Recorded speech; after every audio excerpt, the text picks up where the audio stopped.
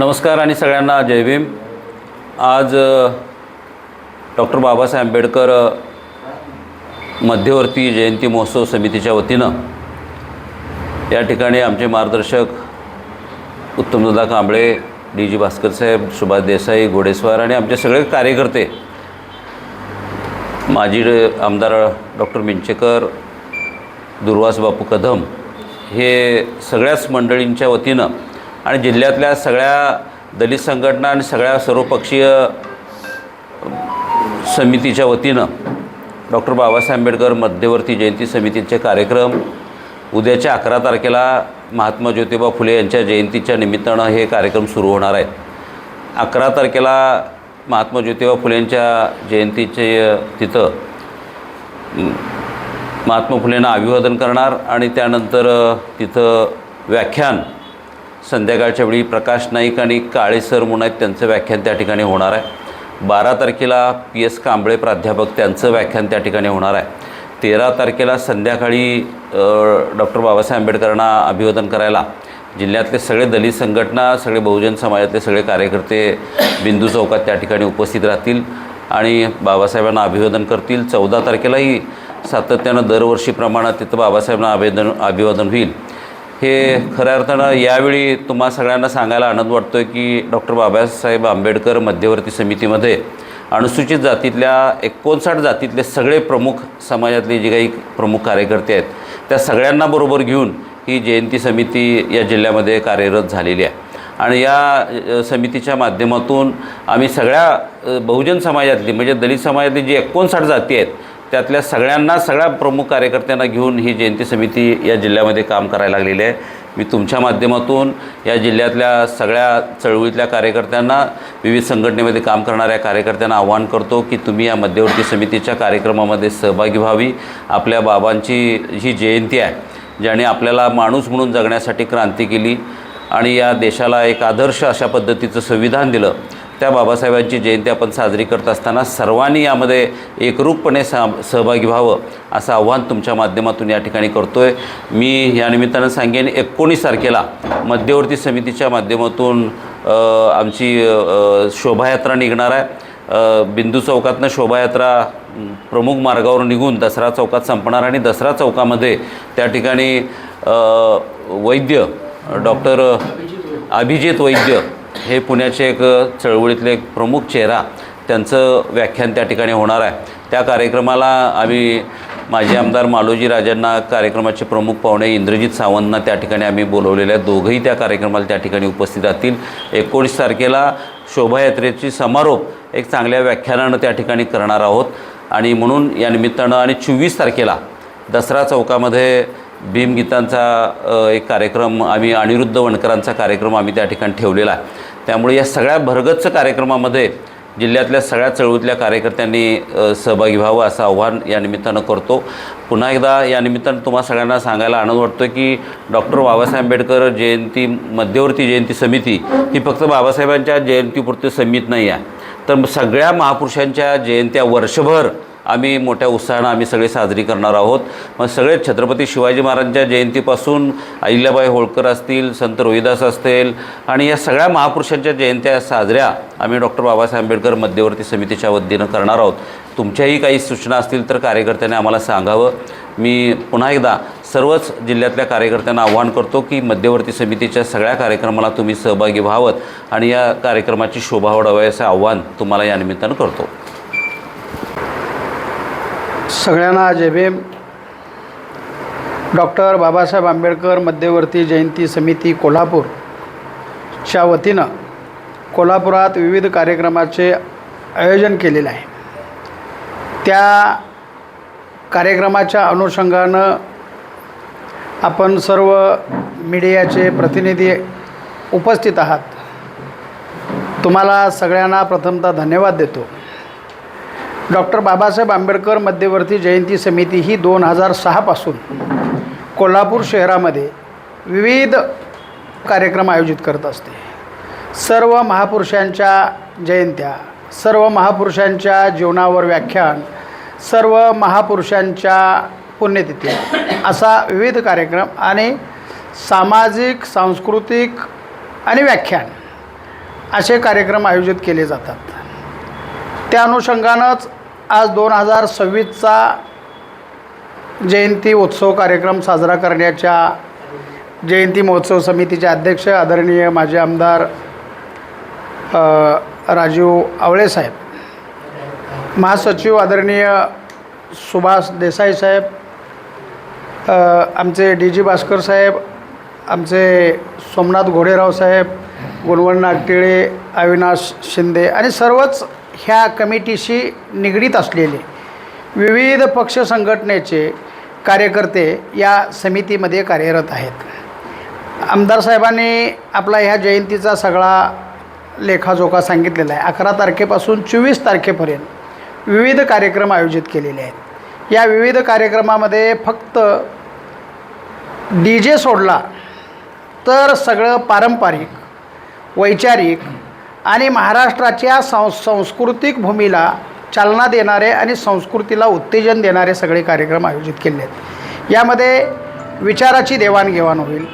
यामध्ये महाराष्ट्रातल्या जुन्या परंपरा ज्या असतील, जुनी वाद्य असतील, जुन्या ज्या कला असतील, त्या कलेला कसा वाव मिळेल आणि त्या कलेचा उत्सव कसा मोठ्या प्रमाणामध्ये होईल, या जयंतीच्या निमित्तानं याचं काटेकोरपणे पालन केलेलं आहे। या जयंती समितीमध्ये सर्व SC मधल्या ज्या 59 जाती आहेत त्या जातीचे सगळे प्रतिनिधी या समितीमध्ये आहेत, प्लस OBC मधले सगळे घटक या समितीमध्ये सामावून घेऊन एक भव्य दिव्य कार्यक्रम करायचा असं हे नियोजन आहे। या नियोजनामध्ये 14 तारखेला रात्री, हे 14 तारखेला दिवसभर साधारणतः बाबासाहेबांच्या जीवनावर विविध कार्यक्रम आणि बाबासाहेबांच्या जयंतीच्या निमित्तानं आरोग्यासाठी रक्तदान शिबिर, आरोग्य तपासणी असे विविध कार्यक्रम दिवसभरात आहेत। त्यानंतर 7 वाजता पुन्हा एकदा डॉक्टर बाबासाहेब आंबेडकरांच्या कार्याचा, संविधानाचा आणि त्यांनी देशाच्या योगदानामध्ये दिलेल्या कामाच्या रूपानं दिलेल्या योगदानाचा लेखाजोखा मांडणारा भीम निळाईच्या पार असा प्रचंड मोठा वैचारिक, बौद्धिक आणि सांस्कृतिक असा कार्यक्रम आयोजित केलेला आहे। हा कार्यक्रम साधारणतः 7 वाजता चालू होईल। याबरोबरच 19 तारखेला प्रचंड मोठी बाबासाहेबांच्या प्रतिमेची, छत्रपती शिवाजी महाराजांच्या आणि लोकराजा छत्रपती शाहू महाराज आणि महात्मा ज्योतिबा फुले यांच्या प्रतिमेच्या मिरवणुकीसह यामध्ये बाबासाहेबांनी जिथं जिथं भेटी दिल्या, माणगाव परिषद असेल, महाड सत्याग्रह असेल, येवलेचा सत्याग्रह असेल, काळाराम मंदिराचा सत्याग्रह असेल, या सगळ्या ज्या ऐतिहासिक घटना आहेत त्या सगळ्या ऐतिहासिक घटनांचे चित्ररथ आणि त्या चित्ररथाबरोबरच त्या शोभायात्रेला प्रचंड मोठा हे साजरा महत्त्व यायला पाहिजे म्हणून घोडेगाड्या असतील, शाहू महाराजांच्या काळातले शाहू महाराजांनी ज्या पद्धतीनं घोड्यावरनं, रथावरनं जाऊन हे केलं त्या पद्धतीचे काही तैलचित्र, क्षणचित्र यामध्ये या शोभायात्रेमध्ये आयोजन। आणि ही शोभायात्रा साधारणतः दसरा चौकातून 4 वाजता चालू होईल। 7 वाजता या शोभायात्रेचं विसर्जन दसरा चौक पुन्हा बिंदू चौकातून दसरा चौकमध्येच विसर्जन होईल आणि तिथं डॉक्टर अभिजित वैद्य यांचं जाहीर व्याख्यान होईल आणि त्या व्याख्यानानं या जयंतीच्या कार्यक्रमाचा त्या दिवशीच्या कार्यक्रमाचा समारोप होईल। त्यानंतर 24ला महाराष्ट्रातले सुप्रसिद्ध गायक, ख्यातनाम गायक, भीम गीतकार, प्रबोधनकार डॉक्टर अनिरुद्ध वनकर यांचा वादळवारा हा कार्यक्रम दसरा चौकातच आयोजित केलेला आहे। तो जयंती समितीच्या वतीनंच आहे। असे विविध कार्यक्रम साधारणतः 11 पासून ते 24पर्यंत विविध कार्यक्रम या जयंती समितीच्या माध्यमातून साजरे करण्याचा आणि जनतेला देण्याचा अत्यंत प्रामाणिक प्रयत्न केलेला आहे। यामध्ये कुठल्याही प्रकारचा इव्हेंट दाखल नाही। हा कार्यक्रम वैचारिक आणि प्रबोधनपर असावा अशी भूमिका घेऊन जयंती कमिटीचे अध्यक्ष, सचिव आणि सर्वच कमिटी अत्यंत प्रामाणिकपणे राबत आहेत। या कार्यक्रमाला कोल्हापूर जिल्ह्यातून आमचे अनुसूचित जातीचे सगळे प्रतिनिधी तर येतीलच, परंतु ओबीसी आणि मराठा समाजाचे सुद्धा प्रतिनिधी कसे हजर राहतील आणि ते सुद्धा या उत्सवामध्ये कसे सामील होतील यासाठी जयंती कमिटी त्यांच्याशी संपर्क साधून आहे आणि ते सुद्धा या कार्यक्रमामध्ये निश्चितपणाने येतील याबद्दल आम्हाला निश्चितपणानं खात्री आहे आणि म्हणून या कार्यक्रमाचं महत्त्व हे अनन्यसाधारण महत्त्व आहे. डॉक्टर बाबासाहेब आंबेडकर यांच्या जीवनावरील सर्व बाबी ह्याच्यामध्ये ह्या चित्ररथाच्या माध्यमातून आम्ही दाखवणार आहोत, प्रबोधनाच्या माध्यमातून दाखवणार आहोत, व्याख्यानाच्या माध्यमातून दाखवणार आहोत, भीमगीताच्या माध्यमातून दाखवणार आहोत. त्यामुळं सर्व आंबेडकरी जनतेसह ओबीसी आणि मराठा समाजानं सुद्धा या कार्यक्रमाचा लाभ घ्यावा असं कमिटीच्या वतीनं मी आवाहन करतो. जय भीम.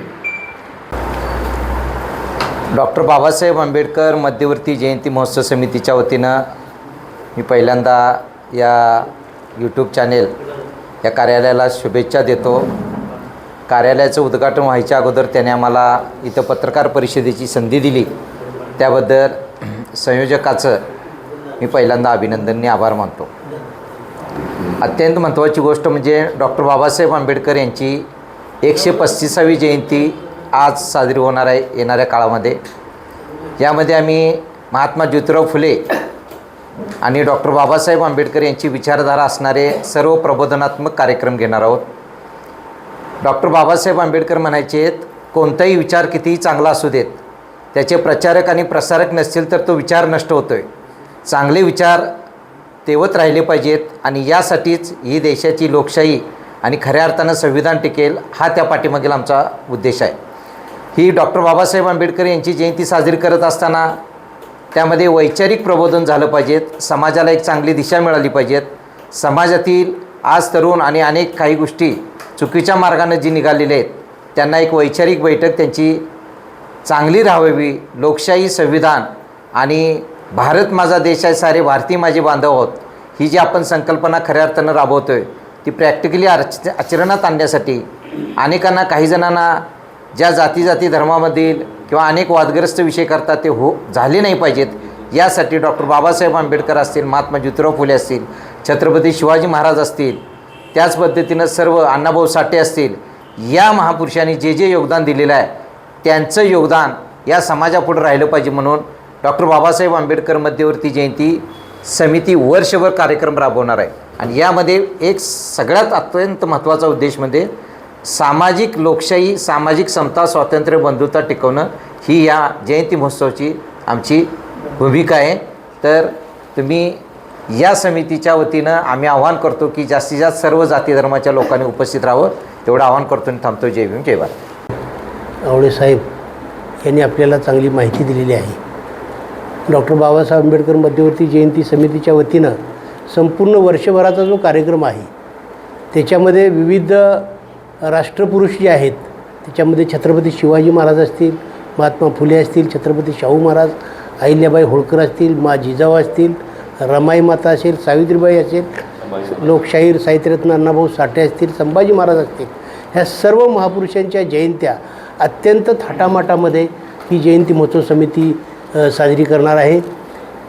त्यालाच लागून मी एक दुसरी माहिती आपल्याला देणार आहे की 2016ला डॉक्टर बाबासाहेब आंबेडकर ज्या ठिकाणी गेलेले आहेत त्या जागेचं हेरिटेजमध्ये समावेश व्हावा आणि तिथं त्याचं स्मारक व्हावं अशा पद्धतीचा एक GR महाराष्ट्र गव्हर्नमेंटनं केला होता. त्याला अनुषंगानं आम्ही गेले 10 वर्षे शाहूपुरी पोलीस स्टेशनचं जे जुनं पोलीस स्टेशन आहे की जिथं छत्रपती शाहूराजांनी गेस्ट हाऊस पहिलं केलं होतं आणि त्या गेस्ट हाऊसमध्ये डॉक्टर बाबासाहेब आंबेडकर माणगाव परिषदेला ज्यावेळेला आले त्यावेळेला तिथं त्यांनी 2 दिवस वस्ती केलेली होती. त्या गेस्ट हाऊसचं रूपांतर पुन्हा पोलीस स्टेशनमध्ये झालं आणि आम्ही ज्यावेळेला मागणी केली त्यावेळी ते पोलीस स्टेशन पाडलेलं आहे.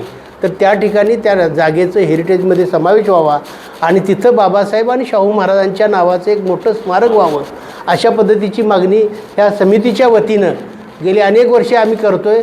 याही वर्षी आम्ही पोलीस स्टेशनमध्ये जाऊन तशा पद्धतीचा पत्रव्यवहार केलेला आहे, पालकमंत्र्यांना भेटून सांगितलेलं आहे. इथं महापालिकेमध्ये सुद्धा तशा पद्धतीचा पत्रव्यवहार आमचा झालेला आहे आणि त्या ठिकाणी सुद्धा आम्ही अभिवादनाचा कार्यक्रम बिंदू चौकातला झाल्यानंतर ही समिती पुन्हा तिथं त्या ठिकाणी मोठ्या संख्येनं जाऊन बाबासाहेबांच्या पुतळ्याला पुष्पहार अर्पण करतील आणि त्या ठिकाणीसुद्धा जयंती मोठ्या प्रमाणात साजरी होणार आहे. आणि या कार्यक्रमाच्या निमित्तानं आपल्या माध्यमातून संपूर्ण कोल्हापूर शहरातील फुले शाहू बाबासाहेब विचाराचे जे लोक आहेत त्या सर्वांनी या सर्व कार्यक्रमामध्ये उपस्थित राहण्यासाठी आपण सर्वांनी आपल्या माध्यमातून माध्यमातून चांगल्या पद्धतीनं प्रसिद्धी आम्हाला द्यावी आणि लोकांच्यापर्यंत ते पोचवावं. आपण ते पोचवण्याची खात्री असल्यामुळंच आम्हाला तुम्ही या ठिकाणी बोलवलं. उद्घाटन व्हायच्या अगोदर तुमच्या ऑफिसमध्ये आम्ही आलो हे आम्ही धन्य समजतो, कारण एकनाथ साहेबांनीसुद्धा याच्या अगोदर आमची त्यांच्या कार्यालयात मुलाखत घेतलेली होती. आणि तुमच्या सगळ्यांच्या माध्यमातून तुम्हाला तुमच्याशी संवाद साधायचा आम्हाला संधी दिली त्याबद्दल तुमचं सर्वांचं निश्चितपणे